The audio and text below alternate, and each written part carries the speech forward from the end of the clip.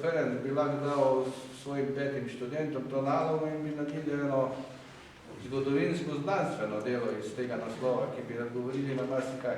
Ampak žal, teh pobud je pobud z moje strani kar nekaj v praksi, pa se to ne izvaja. To je tisti problem, ko sem prej rekel, da zgodovinarji niso vključeni v raziskovanje v arhivu in zato je pač na nekaj nas posameznikov, ki tam preživljamo skoraj cele dneve, pač odvisno, koliko bo teh informacij iz tega arhiva prišlo ven. Ampak glede na to, koliko nas je malo, pa če bomo tako nadaljevali, bojo še nas preprečeni na takšen ali drugačen način. V tem trenutku v arhivu Sloveniji in Igor, ki danes tukaj ni, tudi Rado Pizdir, lahko dokaj dobro delamo, zato ker še imamo ta dovoljenja posebne arhivske komisije. Je pa res, da pa zelo dolgo čakamo na gradivo, da se dogaja tudi treba, da je kakšno nezaupanje med delavci arhiva in nami. Ampak glede na to, da že nekaj let skupaj delamo, se že dolgo poznamo, da in raziskovalci med sabo sodelujemo, tako da si pomagamo en drugemu in hitro prihajamo do informacij in takoj razčistimo, če se bi slučajno v arhivu kaj dogajalo, če bi slučajno kakšna škatla, ki je ostala, jo hitro odkrijemo, ne, to bomo tudi pogledali.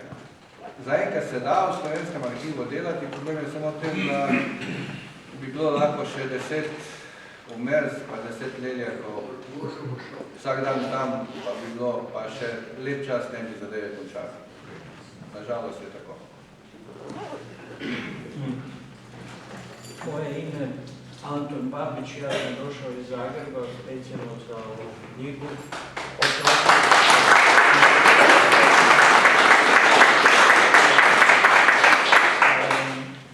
Ja sam bio u Hrvatskoj vladi od 90. i radio razne poslove kod predsjednika Tuđmana i bio u diplomaciji, ali živio sam i u emigraciji.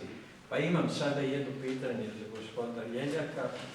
Da li je možda našao nekakve podatke o Slovencima koji su živjeli vani, a koji su radili za UDBU?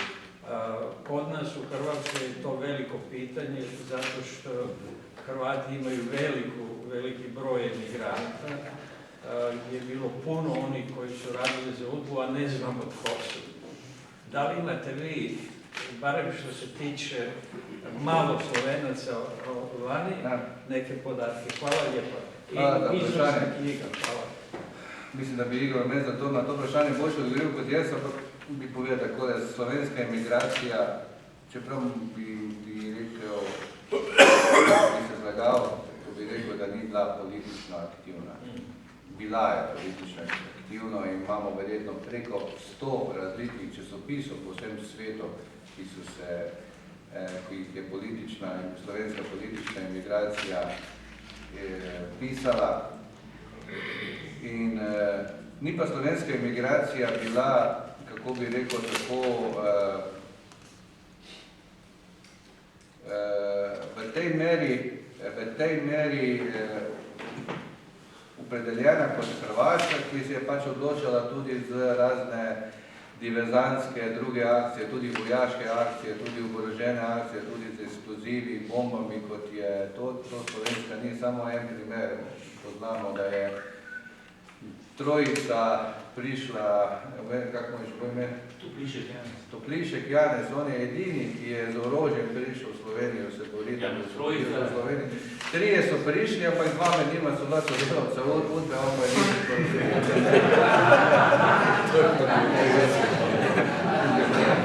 takoj na meji dobili, Toplišek Janez je potem sicer v zaporu bil tudi, mu je bil na nek način omogočen pobeg, v tem pobegu pa takoj ustrelitev v hrbet, tako da je bil na nek način likvidiran. Tako da Toplišek Janez je bil edini naš slovenski tak, na Hrvaškem je teh ogromno teh ljudi, ki so tudi bolj s trdo roko in tudi z akcijami v tujini upozarjali na problem Hrvaške in problem Jugoslavije. Ob vsakem prihodu Tita v Evropo so organizirali demonstracije, vse skupaj, Tito, Mordor, ne vem kaj so vse pisali po zidovi in ne vem, kaj se pravi, imeli kup akcij, na slovenski strani tega ni bilo. Je pa na slovenski strani bilo veliko knjig, veliko časopisov, kjer so pač idejo slovenske samostojne države, slovenske države veliko pisali o tem. Naprimer tudi Slovenska demokratična stranka je bila delovala v testo več kot 10 let, ime SDS kot takšno, ne. Vodil jo je Bavčar Goras, ki ni povezan z Bavčar Igorom, noben, ampak Bavčar Goras. Mi je pa zelo žal, da slovenska zgodovina ali pa slovenske zgodovine posebno o tem ne spregovorijo oziroma o tem ne izvemo malo več, ker smo imeli veliko teh ljudi, Slovencev, ki so se ponosno in hrabro borili za samostojno Slovenijo z svinčnikom. Na hrvaški strani je bilo drugače. Moram povedati, da odgovorim na vprašanje. Slovenska udba, kot veste, je bila zelo vključena v razbijanje tudi hrvaške emigracije. Akcijo Pliberški vod v Pliberku, Blajburg, je v bistvu za Pliberški vod za Celovec je bila zadolžena slovenska udba. En čas je to bil oddelek udbe v Mariboru, v enem drugem intervalu pa oddelek udbe v Slovenj Tako da kompletna arhiva delovanja Pliberškega voda in glavni nositelj borbe proti hrvaške emigracije na koroškem delu proti Hrvatom je bila prav slovenska udba. Jaz ravno zdaj z profesor dr. Josip Jurčevićem bomo za Hrvaški trg nadela knjigo Pliberški vod, kjer bomo opisali vse tiste akcije, ki jih je Pliberški vod oziroma slovenska udba, njihov medsebojni boj, kot bi, če ga tako imenujem, opisovali. Tako da je težko govoriti o tem. Mi seveda skozi te Pliberški vod danes vemo točno, kateri Hrvati so delali za Hrvaško oziroma takrat slovensko udbo, ker imamo nekaj gradiva, kar je ohranjenega. To, kar sem že prej povedal, imamo srečo, da je 50% gradiva, kar se tiče emigracije, ohranjenih. In lahko marsikaj dobimo. Kar se tiče notranjega sovražnika, ker so večina teh ljudi delalo, tukaj vam moram povedati, da je ohranjeno zelo, zelo malo. Udba je delala na 3 področja, se pravi notranji sovražnik, emigracija, poboljševanje službe, notranji sovražnik je bil od 50 do 60%, 30% je bila emigracija, samo nekaj procentov poboljševanje službe, tisto, kar bi udba morala v osnovi delati. Zato je, pravim, zelo težko danes odgovoriti, kdo in kako. Ampak na Hrvaškem, če bo ta vlada ostala in če bo Hasanbegović, ki ga osebno poznam in je tudi bil parkrat z mano na mojih predstavljanjih knjig, minister za kulturo, novi, ki smo bila zdaj skoraj vsak dan v kontaktu in ki si je že pridobil kompletni ta zakon iz 2006. Leta, ki se ga prevaja in ki se ga trenutno bo malo prišel v hrvaški parlament za spremembo, potem se bo odprl tudi hrvaški arhiv. Jaz vam pa moram povedati, da v hrvaškem arhivu je bistveno več dokumentov ostalo po Sloveniji. Ko sem delal na zadevi Stjepana Črnogorca, je bil odgovor, da na Hrvaškem nimajo nobenih gradiva o vsem tem. No, zdaj pa, ko so pa bile volitve, pa je prišlo do spremembe in naenkrat je bil dostopen osebni dosje Sveti Pero, to je vhodno ime za Stjepana Črnogorca in smo to tudi pridobili. Tako da tam je veliko dokumentov in mislim, da če bo prišlo do spremembe tega zakona, da bo z Igorjem včasih šla tudi malo v Zagreb, pa tam poiskati delo tudi Slovencev, ki so bili tako umreženi. Jaz pravim, da če hočeš delati na udbi kot takšni, raziskovanju njihovih zločinov, ki pa veste, da so bili ta umori so bili vse do 87. leta, v kateri je bila tudi umešana slovenska udba, to je bila Nikola Štedola, 87. leta in da so sodelovali vse udbe med sabo.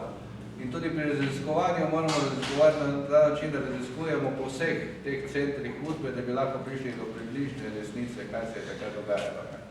Če govorimo o Nikicu Martinčeviću, ki je bil ubit v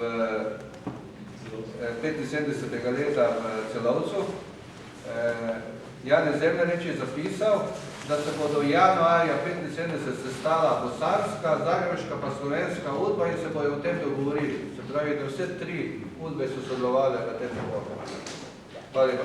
Jaz bi, ali sem, gospodu Babiču bi nekaj odgovoril še. Lahko je, ne? To, ki sprašujete za Slovence, migracijo in to. To vem na lastno, bi rekel, lahko povem iz osebne izkušnje. Center slovenske migracije v Parizu je bil v Šatijonu. Razumete, če bi govorili, bil v Šatijonu. To je ena velika hiša, ki se je okupili v 80-ih letih. Tam je bil gospod Janez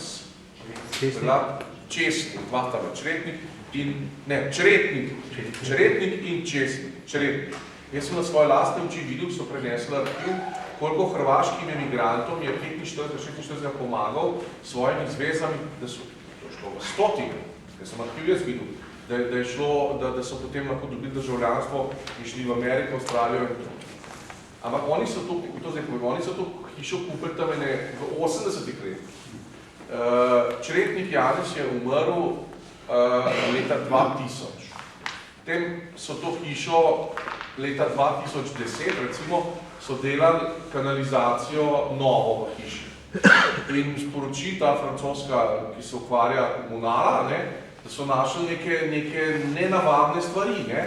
Potem pač skrbnika pokličajo iz Francije, ni neki kabli, zdaj kabli grejo recimo tu, imamo kabel, tam smo ga imeli, da gre kabel po stranišču v školjki, po kanalizacijskih ceveh, tega ni bilo, in bolj, ker so kopali to kanalizacijo, več je bilo teh kablov. Potem pa so imeli te kabli, bi rekel, iz peljanke ven, in je to zdelo nekaj tazga tem francozom, ki so gledali kot nek mikrofon iz starega časa. Skratka, potem se nekoga, ki se je na to razumel, celotna hiša je bila ozvočena, celotna.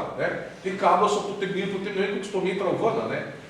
Se pravi, kako je udba, to je bilo, oni so prišli tja 82-83 leta, prav je udba v kanalizacijo, ker je bilo težko prijeta, celotne kable za prisluškovanje vsega, kar se je tam dogajalo. Tako se lahko predstavljate, kako je to bilo. Dobro, še kaj? Samo vprašanje nadaljevanja znakate. Seznam po letu 60, te nalimo, ti raziskuješ še naprej, praviš še 10 Romanov in Moskva. Obstoja kaj podobne dokumentacije, ali je ta dokumentacija s temi izjavami samo od tega leta, to nisem razumel. Ali tudi za to posnejše obdobje, ki ga še obdeluješ, obstoja tukaj še bolj zanesljiva dokumentacija. Se pravi, meni je, razumem ga. Tašna dokumentacija, ko je tu do 55 leta ne obstaja, tukaj v bistvu gre za to, da dokumentacija obstaja na enem kupu. To je pač, to delo je bilo v mikrofilmano. Po 60 letu bo to problem, ker te dokumentacije ni, ker je uničena. Ampak iz posameznih primerov, vodenih, naprimer operativnih akcij, nadzorov, vse skupaj, se bo dalo iz teh dokumentov razbrati, kateri so bili sodelavci, pa jih objaviti. Jaz sem sicer v Speči udbi nekih 860 že objavil. To so bili ti zadnji od 80. do 90. leta. Najtežje bo sicer od 60. do 80. leta. To je tisto obdobje, ki bo najtežjega razpoznati v celoti. Verjamem pa, da z delom, z prelistanjem dokumentov, da bomo do teh seznamov prišli, čeprav nekaj smo jih že skozi knjige, tudi Igor skozi knjige že kar nekaj objavili. Ampak pravim, je bo pa to naporno. Tega dela pa zaenkrat ne vem, da obstaja. Če bi obstajalo, bi to bilo odlično. Obstaja pa verjetno v Belgradu.